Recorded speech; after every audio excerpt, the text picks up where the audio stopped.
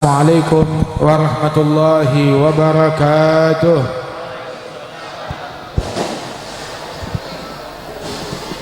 Alhamdulillah alladzi hadana li hadza wa ma kunna linahtadiya laula an hadana Allah.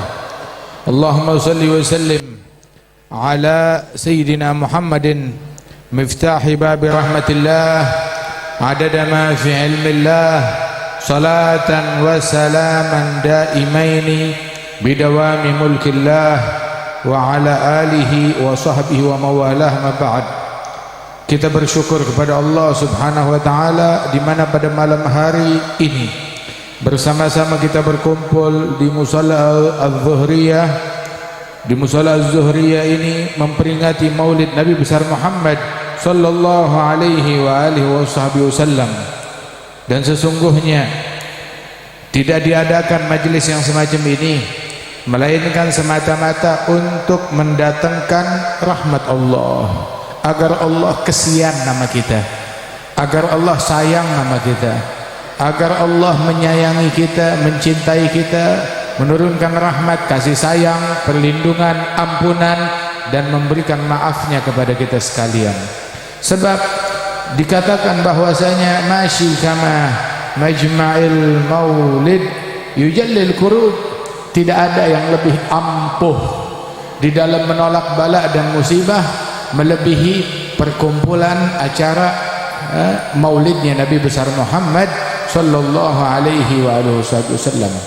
Bahkan para sahabat Rasulullah sallallahu alaihi wasallam ketika mereka dilanda problem, dilanda masalah besar yang mereka cari, Rasulullah mendekat kepada Nabi Muhammad sallallahu alaihi wasallam. Bahkan ketika dilanda problem besar berupa dosa, ada gak problem yang lebih bahaya daripada dosa? Sebab dosa, perbuatan dosa lebih berbahaya daripada virus, lebih berbahaya daripada penyakit. Penyakit paling mati, udah mati nggak perlu ke dokter, udah mati nggak perlu berobat, udah mati nggak perlu ke rumah sakit, udah mati nggak perlu periksa ke lab lagi, udah selesai, udah urusannya dia. Akan tetapi kalau dosa, kematian tidak menyelesaikan, justru setelah kematian urusannya tambah panjang, tambah ribet lagi di akhirat kelak. Fasayus'aluna anil dzunubi jami'iha wa alaihimu ba'da su'ali jawabu madza yufidu safal ma'ash wa ba'dahu ghusasul ma'ad wa kurbatun wa hisabu. Kelak semua akan ditanya tentang dosa-dosa, semua dosa bakal ditanyakan oleh Allah Ta'ala, nggak ada yang luput, nggak ada pengecualian. Semua dosa bakal ditanya, diinterogasi oleh Allah Ta'ala akan setiap dosa yang kita lakukan. Dan ketika kita ditanya, ada pertanyaan, menuntut apa pertanyaan tersebut? Menuntut jawaban dari kita. Mau jawab apa? Apa yang akan kita sampaikan kepada Allah Ta'ala? Kita mau ingkar dengan mulut kita, anggota tubuh yang kita pakai maksiat, dia bakal mengakui perbuatan dosa tersebut.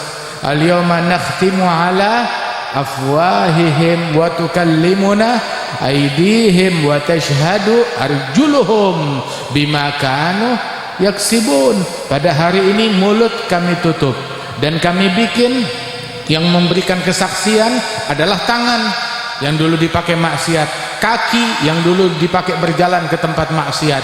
Begitu. Wa qalu li juludihim lima syahidtum alaina.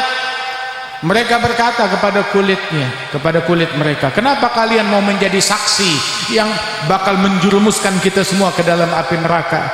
Maka kulit tersebut berkata, amtaganallahu alladzi amtaga kulla syai'. Yang membuat kita bersaksi, yang membuat kita bicara adalah Allah yang maha mampu membuat segala sesuatu berbicara. Allah mampu membuat mulut berbicara. Yang bikin mulut kita bisa bicara Allah. Dan Allah sebagaimana mampu membuat mulut bicara, Allah mampu membuat mata bicara, Allah mampu membuat telinga bicara, Allah mampu membuat tangan berbicara, Allah mampu membuat kaki berbicara, Allah mampu membuat bumi berbicara, Allah maha mampu membuat kulit manusia berbicara. Nah karenanya itu ketahuilah bahwasanya ketika bahkan orang dilanda dosa, jangan malah menjauh dari Allah, jangan malah menjauh dari Rasulullah, mendekat sini, mendekat kepada Allah, mendekat kepada Rasulullah sallallahu alaihi wasallam. Allah taala berfirman, walau annahum idzalamu anfusahum ja'uka fastaghfirullah wastaghfara lahum rasul lawajadullaha tawwabar rahima.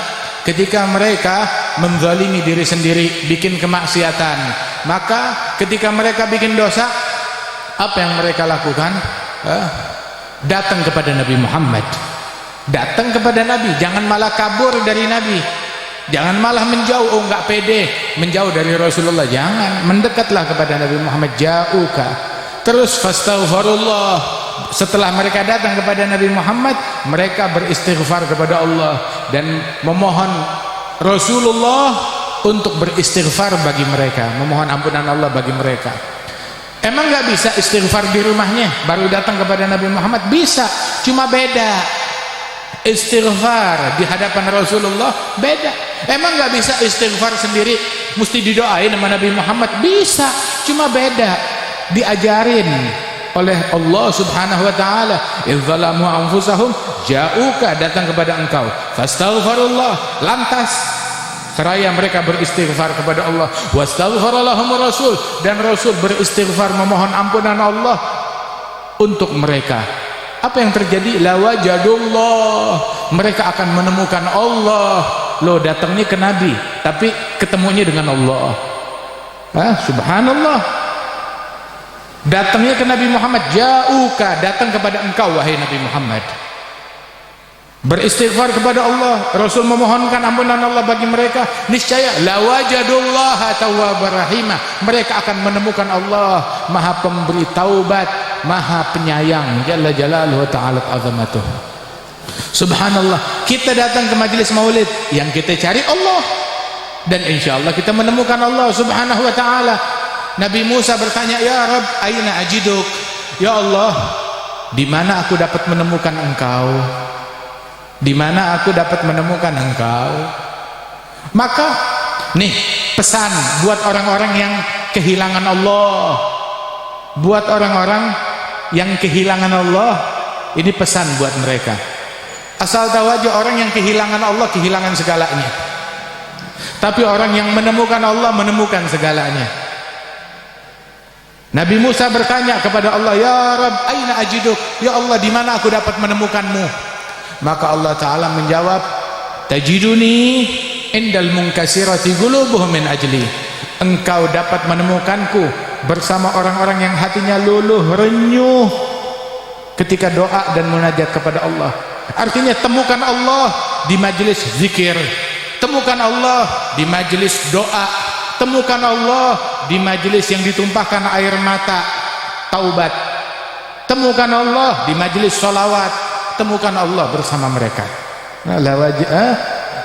Tajuduni indal munkasirah qulubuhum min ajli.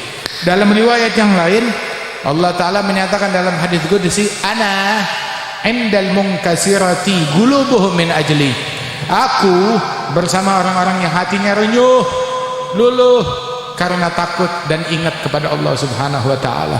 Saat kita renyuh luluh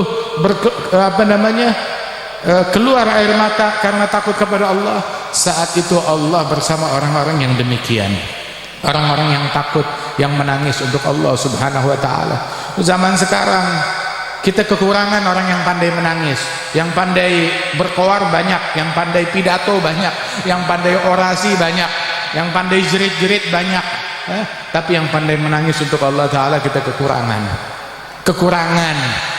Tukang komentar banyak tukang komentar, tapi yang pandai menangis untuk Allah nggak ada, sulit, jarang ditemukan. Ketahuilah, orang yang pandai menangis untuk Allah Ta'ala itu punya pengaruh besar untuk kebaikan umat dan perbaikan umat. Mereka penyebab diangkatnya bala dari bangsa, dari negeri. Sehingga dalam hadis Nabi menyebutkan, "Lau baka bakin fil ummah la rahimahallah." Kalau ada satu orang menangis untuk umat, doa dengan tangisan air mata untuk umat, niscaya Allah akan mengasihani umat dengan tangisannya satu orang ini. Dengan tangisan satu orang ahlul khusyuk, tangisannya dia membuat Allah menolong umat, menolong penghuni bumi berkat tangisan satu orang. Nah, kita kekurangan orang yang pandai menangis untuk Allah Subhanahu wa taala. Nah, makanya majelis yang kayak begini dibikin untuk kita munajat, untuk kita doa, untuk ditumpahkan air mata cinta rindu kepada Allah, air mata cinta rindu kepada Rasulullah, air mata takut dan khasyah dan khusyuk untuk Allah Subhanahu wa taala, air mata istighfar, air mata taubat ditumpahkan di majelis yang semacam ini. Nah, itu yang menolak bala, itu yang menolak musibah. Walidzalik enggak ada yang lebih ampuh menolak bala dan musibah daripada acara dan perkumpulan yang semacam begini. Kesian orang demi menolak bala musibah habis bukan jutaan, miliaran, bukan rupiah, dolar, habis sumber daya, habis duit negara di negara-negara yang kaya raya, habis duit mereka, ambruk ekonomi mereka, porak-poranda. Kenapa? Demi untuk meloloskan diri dari bencana, dari penyakit, dari ini itu segala macam. Andaikan mereka tahu bahwasanya satu majelis yang kayak begini punya pengaruh besar di dalam menolak bala dan musibah, lebih daripada usaha mereka, bukan 2 tahun terakhir, dari usaha mereka 1000 tahun di dalam menolak penyakit. Nah, ini majelisnya kita yang sesaat lebih ampuh menolak bala dan penyakit lebih daripada itu semua. Habis punya duit, duitnya dipakai buat riset senjata nuklir, senjata pemusnah manusia. Buat apaan? Buat apaan? Mau jadi preman? Terus udah gitu mengukur negara maju kalau punya nuklir buat ngebom, negara maju kalau punya senjata buat ngebunuhin manusia sebanyak-banyaknya. Itu maju. Maju apa? Akalnya kemana? Kenapa kok berlomba-lomba mencari senjata pemusnah massal? Harusnya dia membangun sebuah alat pemakmur masyarakat secara umum untuk memakmurkan manusia, memberikan manfaat kepada manusia. Tapi dasar otaknya dididik oleh syaitan, dia terpikir mau bikin senjata untuk matiin orang-orang, memusnahkan orang-orang, pemusnah massal. Memusnahkan satu aja sial, apalagi memusnahkan massal. Wal iyad billah min dzalik. Udah gitu kita terpukau, terkagum.